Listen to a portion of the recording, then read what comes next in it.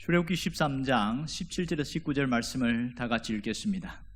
바로가 백성을 보낸 후에 블레셋 사람의 땅의 길은 가까울지라도 하나님이 그들을 그 길로 인도하지 아니하셨으니 이는 하나님이 말씀하시기를 이 백성이 전쟁을 하게 되면 마음을 돌이켜 애굽으로 돌아갈까 하셨음이라. 그러므로 하나님이 홍해의 광야 길로 돌려 백성을 인도하시매 이스라엘 자손이 애굽 땅에서 대열을 지어 나올 때에 모세가 요셉의 유고를 가졌으니 이는 요셉이 이스라엘 자손으로 단단히 맹세하게 하여 이르기를 하나님이 반드시 너희를 찾아오시리니 너희는 내 유고를 여기서 가지고 나가라 하였음이더라. 아멘. 김태연 씨가 쓴 글이 좋은 생각이라는 잡지에 나오고 있어서 눈여겨봤습니다.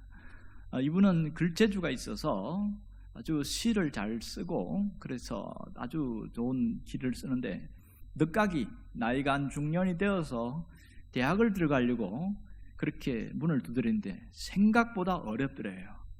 국어 국문과에 진입을 하려고 했는데 어려워서 다시 또 입시를 준비를 하고 이렇게 했다가 결국은 입시를 들어갔는데요.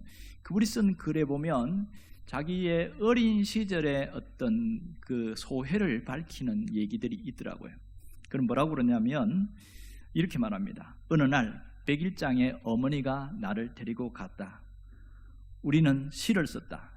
어머니는 가작, 나는 입선으로 뽑혔다. 한 달 뒤 수상 작품집이 도착했는데 어머니의 시를 읽어봤는데 그 시 제목이 초행길이다 이러면서 이 시를 읽으면서 자기가 지금 힘든 어려운 상황에서 어머니가 어릴 때 쓴 시를 다시 읽어보면서 이렇게 썼어요. 뭐라고 그러냐면 이 시를 읽으면서 이런 생각이 든다.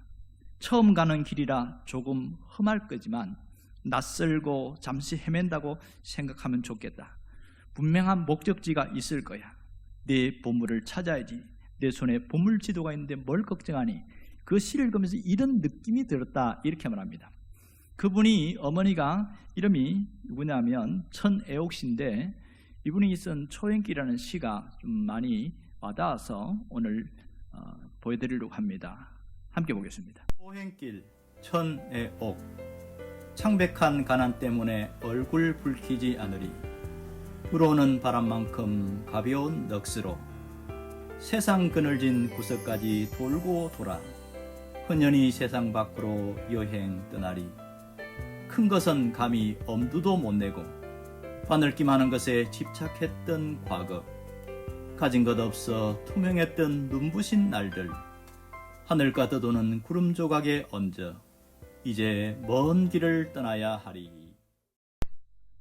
오늘 본문은 이스라엘 백성들이 출애굽하는 과정 속에 일어난 일입니다. 아마 제가 이 성경을 읽으면서 상상을 해봤어요. 그들이 그렇게 애굽을 탈출하려고 애를 쓰는데 번번이 막히고 어려움이 있었습니다. 그랬을 때 하나님이 즉각적으로 준 게 뭐냐면 10가지 재앙이었습니다. 이 10가지 재앙이 끝나자마자 바로가 완전히 두 손을 들고 항복을 했습니다.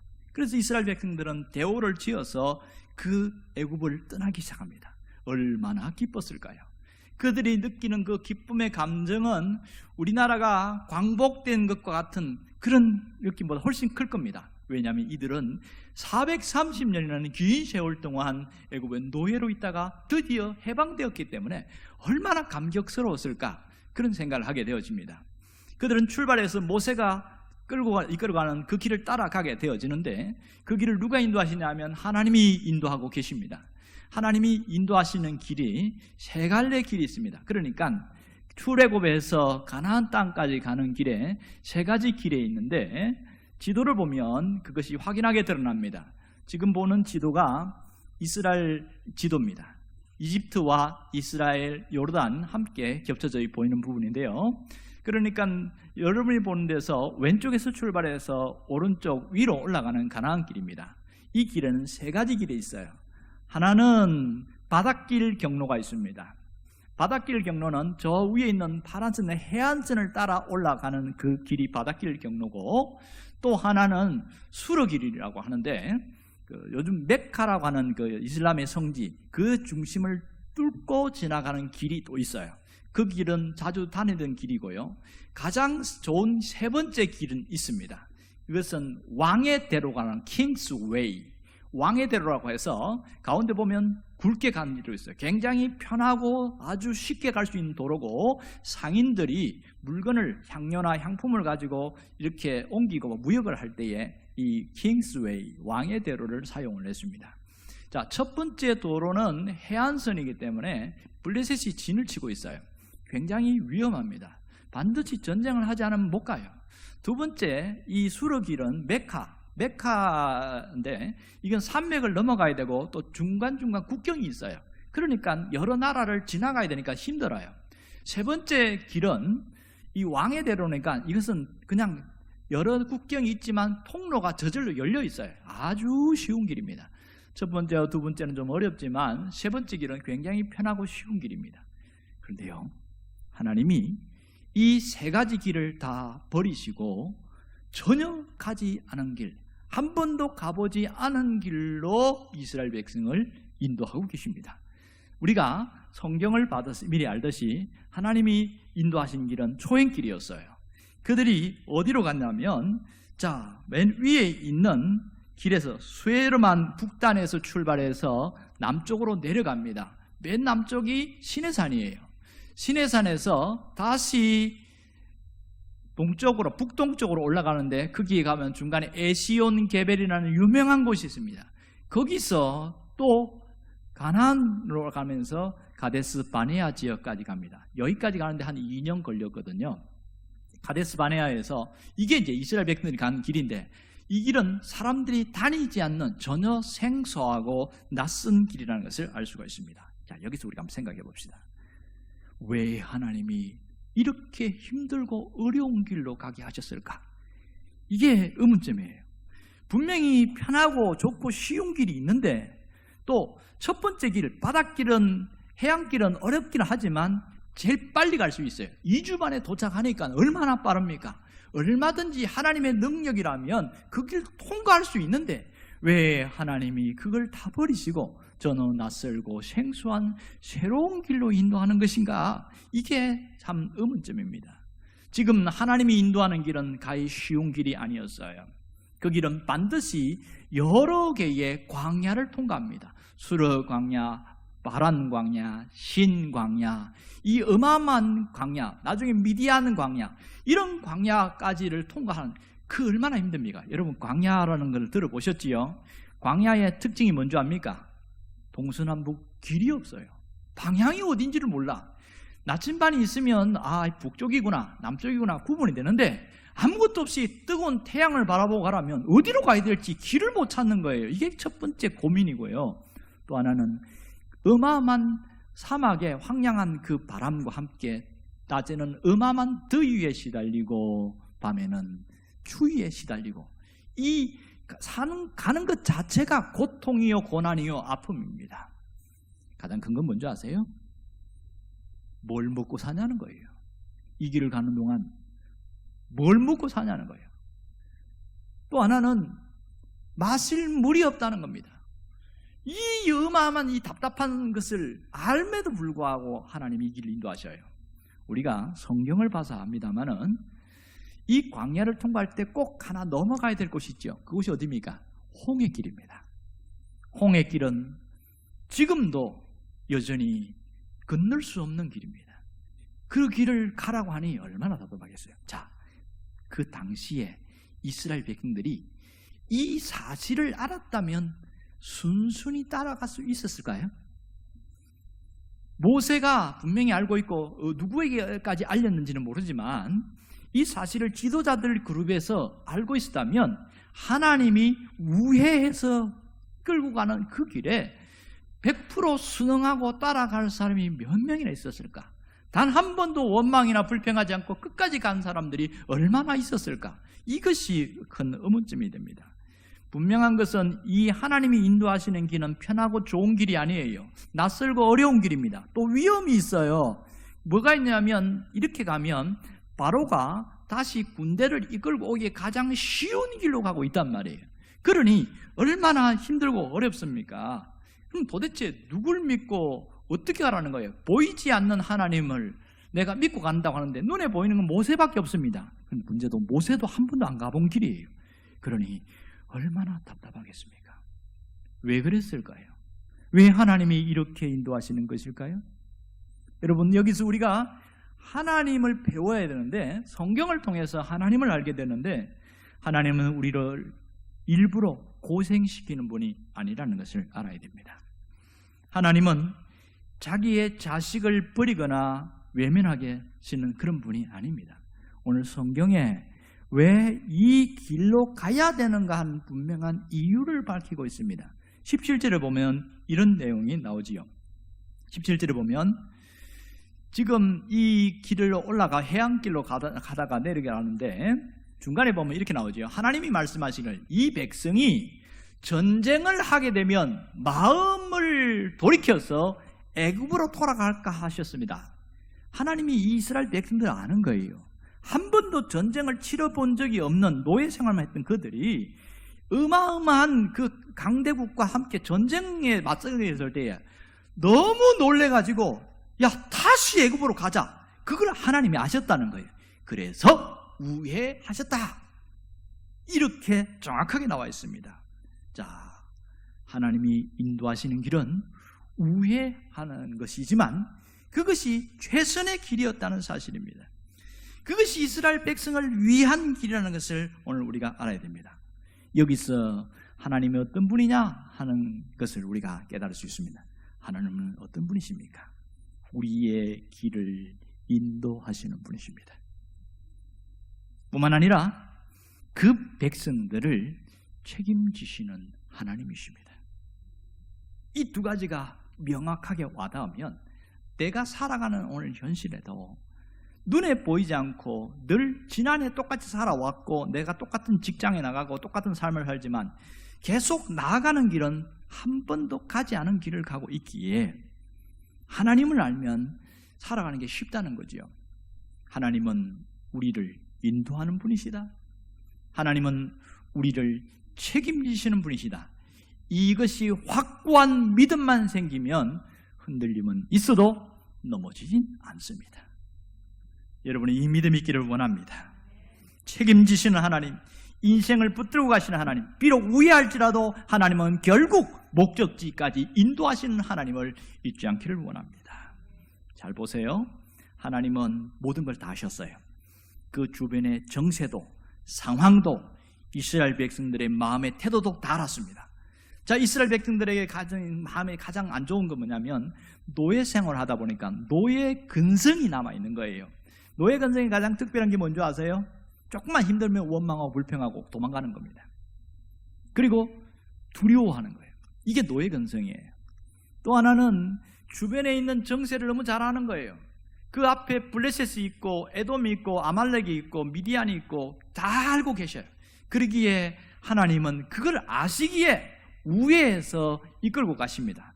뿐만 아니라 하나님이 광야길을 가지만 그 길은 친히 하나님이 앞서 가셨다는 사실입니다. 그걸 우리가 어떻게 알아요? 뒤에 이어져 나오는 얘기에 보면 구름기둥과 불기둥이 있지요. 그것이 하나님이 인도할 방법이었잖아요.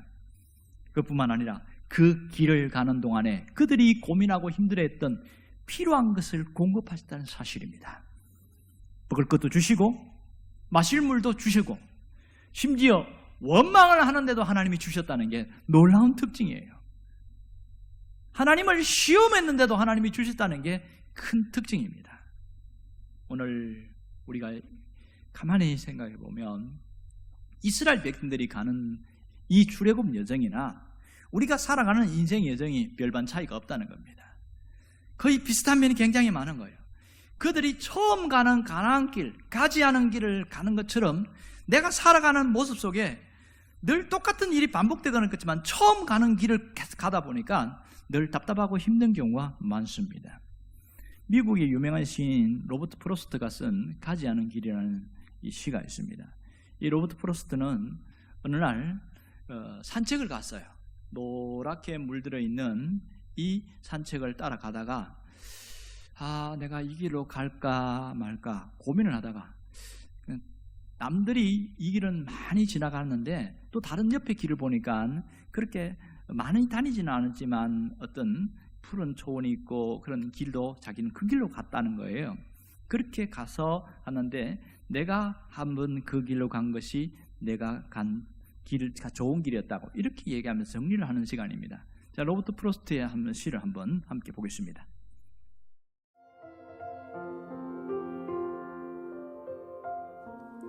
가지 않는 길. 로버트 프로스트.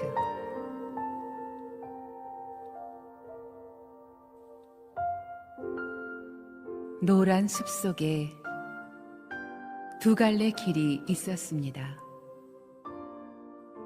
나는 두 길을 다 가지 못하는 것을 안타깝게 생각하면서 오랫동안 서서 한 길이 꺾이어 바라다 볼 수 있는 데까지 멀리 바라다 보았습니다.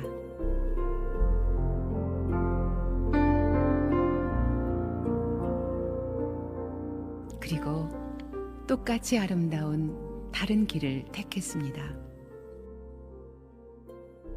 그 길에는 풀이 더 있고 사람이 걸은 자취가 적어 아마 걸어야 될 길이라고 생각했던 게지요. 그 길을 걸음으로 그 길도 거의 같아질 것이지만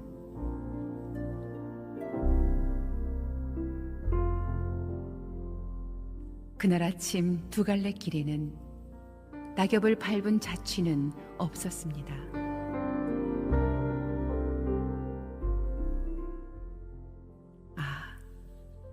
나는 다음 날을 위하여 한 길을 남겨두었습니다. 길은 길에 맞다 끝이 없으므로 내가 다시 돌아올 것을 의심하면서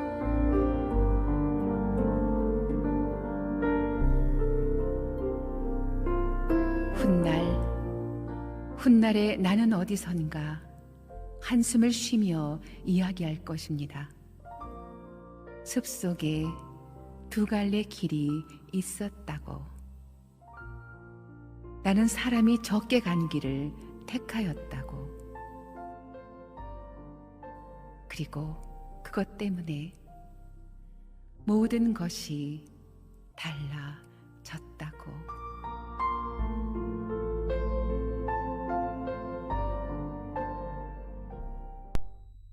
로버트 프로스트의 이 가지 않은 길의 시는 뭘 얘기하냐면 인생에는 선택이 중요하다, 그 얘기를 하고 있습니다. 그 선택의 결과에 따라서 우리의 인생이 확연하게 달라지더라. 그런데 많은 사람들이 내가 가지 않은 그 길을 동경하고 내가 그 길로 갔다면 내가 이렇게 살지는 않을 텐데 후회하고 아쉬워하는 사람들이 굉장히 많더라는 겁니다. 이분은 나는 남들이 가지 않은 길이 있지만 내가 이 길로 갔는데 나는 잘 갔다, 그런 얘기를 하고 있는 거예요. 그래서 내용의 핵심은 뭐냐면 내가 간 이 길이 때로는 실수가 있고 때로는 어떤 후회가 있다 할지라도 그 길이 내가 잘 간 길이라는 것을 알고 그게 더 이상 후회하거나 과거를 돌아보거나 뒤를 돌아보지 말라, 그것이 더 안타까운 일이다, 그런 메시지를 던지고 있는 것 같아요. 자, 우리가 가장 고민하는 게 이런 겁니다. 특별히 중년이 넘어서고 이제 노후를 고민을 많이 해야 되는 분들은 더 심각하게 느낍니다. 많은 분들이 젊을 때는 잘 모르지만 중년이 오면서 많이 후회를 하고 있어요. 내가 좀 더 그때 공부를 할 걸, 내가 그때 이렇게 이걸 할 걸, 내가 그때 땅을 사두었으면 이게 어마어마하게 돈이 오를 텐데 별 생각을 다 하는 거예요. 그 현장에서는 어려웠는데. 그래서 수도 없이 아쉬워하고 후회하고 자책하고 그러면서 자기 학대로 빠지는 그런 일들이 굉장히 많습니다. 나는 왜 험한 길로만 가고 나는 왜 둘로만 갈까? 그런 고민에 빠지지요. 남들은 잘도 성공의 길로 가는데 나는 루저의 길, 그러니까 실패자와 그런 패배자의 길로 가는 것일까? 그런 생각들을 참 많이 합니다. 특히 젊은이들 사이에서도 더 고민이 많고 많은 사람들이 성공을 향하여 가다가 무너질 때 잘 갔는데 어떤 분은 정상까지 올라왔어요. 그런데 건강이 무너져 버려가지고 인생이 굉장히 힘들어지는 분도 있고, 이런 걸 보면서 많은 후회를 하는 분들도 있어요. 어떤 경우에는 신앙을 가진 사람들이 느끼는 감정 속에 왜 하나님은 나를 이렇게 힘들게 가게 하시는 걸까? 얼마든지 쉬운 길도 있고 편한 길도 있는데 왜 뚫러가게만 하고 왜 남들은 안 가는 길을 나는 가게끔 하실 거니까, 이런 마음이 들기 시작할 때마다 마음이 굉장히 우울해지고 심지어 불평이 막 쏟아 나올 것처럼 그렇게 느낄 때가 정말 많습니다. 고난을 겪을 때 사람들이 수도 없이 그렇게 생각하잖아요. 왜 나만 이런 고난을 겪어야 합니까? 왜 나만 이런 고통을 겪어야 됩니까? 왜 나는 저 사람 때문에 이렇게 늘 힘들어해야 됩니까? 왜 나만 그러냐고 그렇게 우리가 질문할 때가 얼마나 많은지 모릅니다. 어떤 경우는 나는 왜 어릴 때부터 병약하고 이렇게 건강의 문제로 평생을 고민하면서 살아야 됩니까? 그렇게 하면서 하나님 왜 나는 이렇게 건강하지 못한 거예요?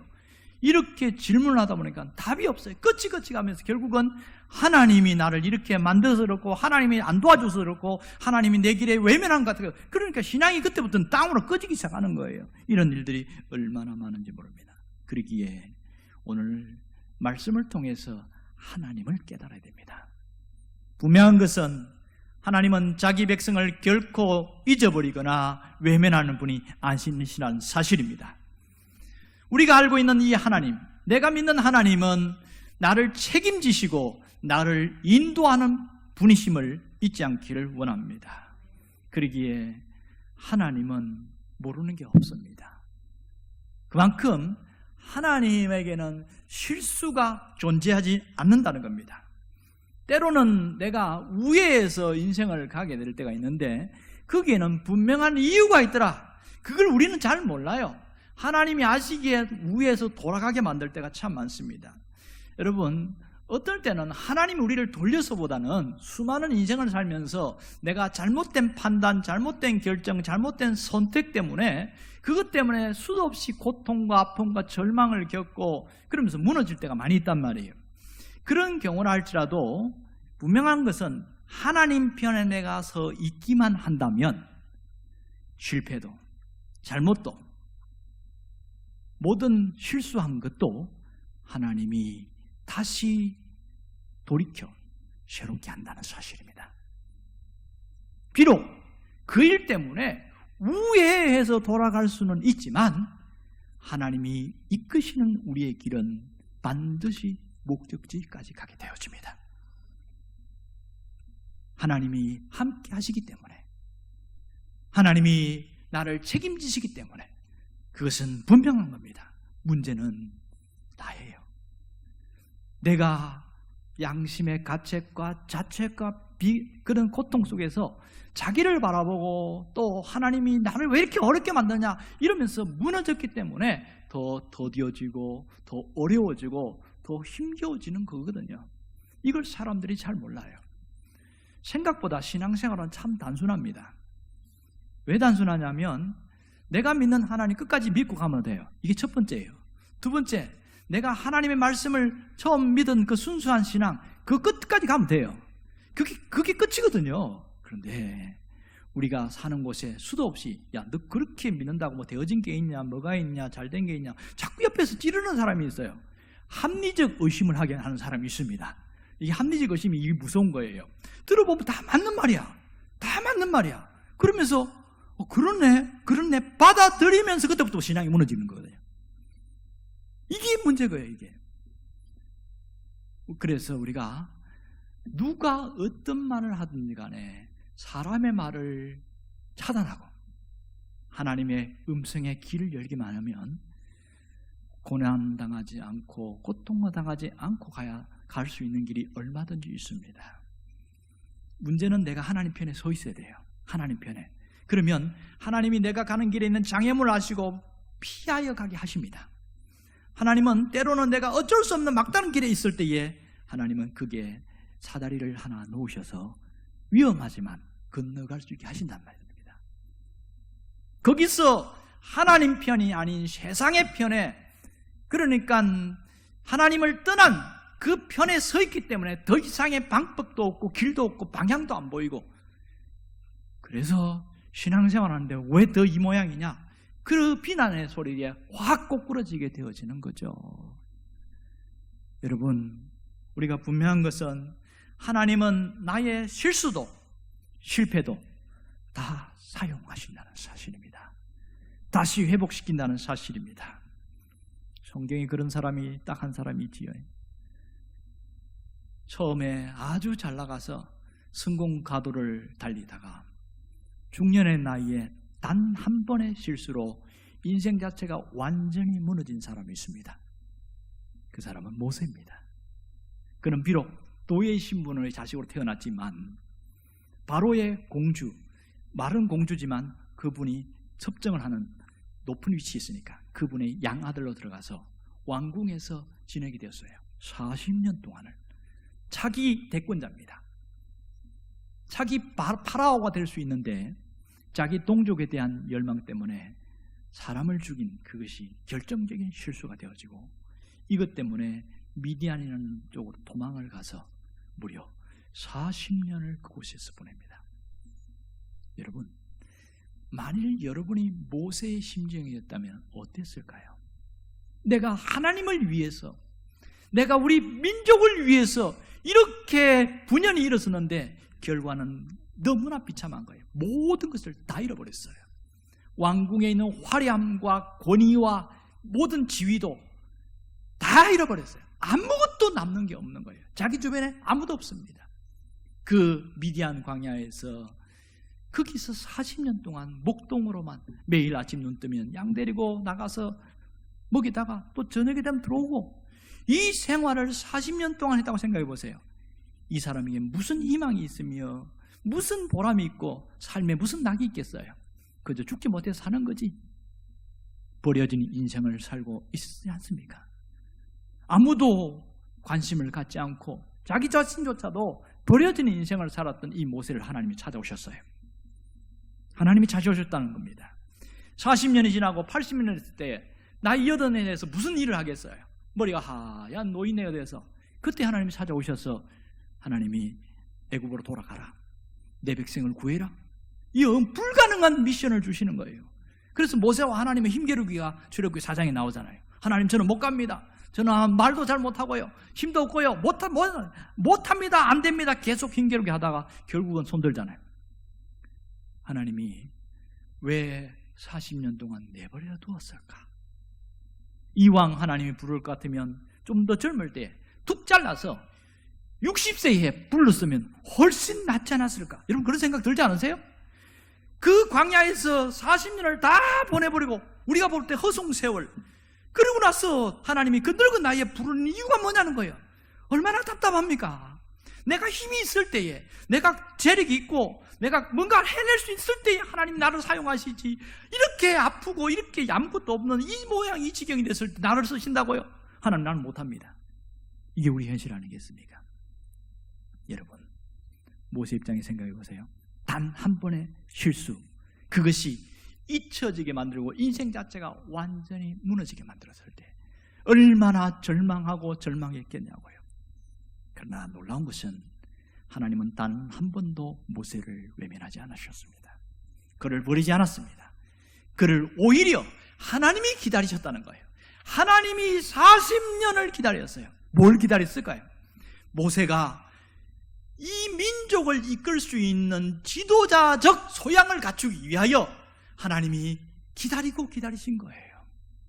거기서 양을 치면서 목자가 어떤 존재인가를 깨닫고, 거기서 경건을 배우고, 거기서 기도를 배우고, 거기서 겸손을 배웠습니다. 화를 내도 참을 수 있는 인내를 배웠어요. 그러기에 이스라엘 백성을 이끌고 갈 때 얼마나 많은 일들이 있습니까? 끝까지 인내하고 견뎠던 것은 이 40년의 긴 진통이 있었기 때문입니다. 오히려 하나님은 버려진 것 같은 그 40년을 트레이닝 코스, 훈련 기간으로 하나님이 만드셨다는 사실이에요. 결단코 버려진 게 아니라는 사실입니다. 그러기에 하나님에게는 실수도 실패도 없으십니다. 우리에게는 실수고, 우리에게는 패배고, 우리에게는 절망이지만 하나님에게 가면 그것을 선으로 바꾸시고 그것을 더 좋은 것으로 바꾸시고 더 회복시키는 놀라우신 하나님이십니다. 신앙이 성장한다는 것은 이 나의 허물과 실패와 그 아픔 속에서 하나님을 발견해내야 돼요. 이 속에서도 하나님이 나를 버리지 않았다는 것을 깨달아야 되고 여기서 나를 발견해냈어요. 아, 하나님이 그래서 나를 아직까지 붙들고 계셨구나. 그걸 발견해낼 때야 진짜 제대로 된 신앙으로 성장하게 되어지는 겁니다. 하나님 안에서 나를 발견하게 되어질 때에 우리에게는 새로운 길이 열립니다. 다 버려졌지만 하나님은 나의 약점도 알고 나의 아픔도 알고 내가 무능한 것도 알고 내가 다른 사람보다 못하는 것 다 알아요. 그럼에도 불구하고 하나님이 나를 자녀로 선택하시고 나에게 사명을 주셨어요. 왜 그랬을까요? 알매도 불구하고 주신 것은 내가 함께하니까 걱정하지 마라. 네 약점을 내가 도와줄게. 우리가 해야 될 일은 뭡니까? 하나님 편에 서 있기만 하면 되는 겁니다. 이거면 되는데 사람들은 뭐가 이유가 많고 왜 하나님이 안 도와주냐고 불평불만하고 끊임없이 가니까 문제는 해결 안 되고 더 신앙은 추락하게 되어지는 것이죠. 내가 하나님을 끝까지 믿는다면 끝까지 하나님 편에 서 있기만 해도 하나님이 역사하십니다. 왜요? 하나님은 나의 가는 길을 인도하시는 분이기 때문에 그렇습니다. 내가 가는 그 길을 오직 그분이 아십니다. 내 현장 속에서 있는 힘듦과 어려운 상황 속에서도 하나님은 나를 연단시킨 이후에 나를 정금같이 순금같이 아름답게 만들어내신다는 겁니다. 결국 하나님과 함께하는 그 길에는 실패가 없습니다. 하나님이 나를 안전한 목적지까지 인도하시기 때문에 그렇습니다. 여러분, 오늘 나를 바라보면서 실패한 인생이라고 그렇게 단정하지 마시기 바랍니다. 지금 힘들고 어렵다고 이대로 무너질 것이라고 착각하지 마시기 바랍니다. 하나님이 계십니다. 하나님이 나와 함께 하십니다. 그분이 나를 책임지신다는 것을 잊지 않기를 원합니다. 그러면 내 인생이 새롭게 달라져요. 우리가 인생이 언제 바뀌는 줄 아세요? 깨달을 때 바뀌는 겁니다. 이 상황 속에서 나를 발견하게 되질 때에 하나님 안에서 나를 발견할 때 그때부터 내 인생이 새로워지는 거예요. 아, 내가 이런 어마어마한 약점과 아픔이 있음에도 불구하고 하나님 나를 쓰시는구나. 하나님 나를 사용하시는구나. 하나님 나를 이끌어 가시는구나. 지금 이가 눈앞에는 절망이고 아픔과 패배감이 있는 걸지 몰라도 하나님이 함께 하기에 결국은 그 낭떠러지 같은 것도 건너가게 될 것이다. 이게 하나님의 역사 아니겠어요? 성경이 보여주는 게 바로 이런 거 아니겠습니까? 오늘 이것을 분명히 깨닫기를 원합니다. 그렇다면 지금 내가 어떤 마음가짐과 결단을 해야 됩니까? 따라합시다. 어떤 상황 속에서도 어떤 환경 속에서도 두려워하지 맙시다. 이거 하나만 붙들면 됩니다. 내가 두려워하지 않으면 내 안에 뭐가 생겨요? 담대함이 생기는 거죠. 담대함이 생겨요. 가진 것이 없어서 내가 어떻게 이 남은 인생을 어떻게 살아갈까? 두려움이 밀려오면 무너집니다. 그러나 하나님이 함께 하시니까, 하나님이 책임지시니까 나는 두려워하지 않으리. 하나님은 실수하지 않는다. 이런 마음에 담대함이 있을 때는 용기가 생기는 거예요. 살아갈 힘이 생기는 겁니다. 질병도 마찬가지죠. 아픈 사람은 끝까지 자기 아픈 것만 생각해요. 아픈 것만 묵상하고 아픈 것만 생각하다 보니까 날마다 눈만 뜨면 내 아픈 것만 묵상하니까 자꾸 아픈 거예요. 눈만 뜨면 하나님이 묵상되어져야 인생이 달라지는데 자꾸 아픈 게 느껴지니까 이게 안 되고 어렵고 불가능만 묵상하면 인생이 어떻게 됩니까? 어둡고 닫혀있고 안 되는 것만 느껴지죠. 그 너머에는 하나님을 보려고 해야 됩니다. 하나님을 바라보려고 해야 됩니다. 그럴 때에 하나님의 역사를 할 수 있습니다. 살아계신 아버지 하나님, 오늘 사랑하는 성도들이 이 하나님을 알고 하나님을 깨닫고 하나님을 붙들고 살아가게 하여 주옵소서. 우리의 인생은 어둡고 힘들 때가 너무나 많습니다. 지금이 그때입니다. 눈앞에 보이는 것이 없고 나타나는 것이 없고 손에 잡히는 것도 없어서 너무나 힘이 들 때가 많습니다. 그러나 하나님과 함께하는 그 길은 안개가 있어도 어둠이 있어도 하나님이 우리를 목적지까지 인도하실 것을 믿습니다. 내 인생을 책임지시는 하나님 붙들고 오늘도 승리하고 이번 한 주간 일어설 수 있게 하여 주옵소서. 사랑하는 성도들이 그 하나님 의지하여 모든 삶을 재평가하고 새롭게 시작하게 하여 주시옵소서. 이번 한 주간도 승리하는 한 주간이 되게 하여 주시기를 간절히 원하오며 예수님의 이름으로 기도합니다.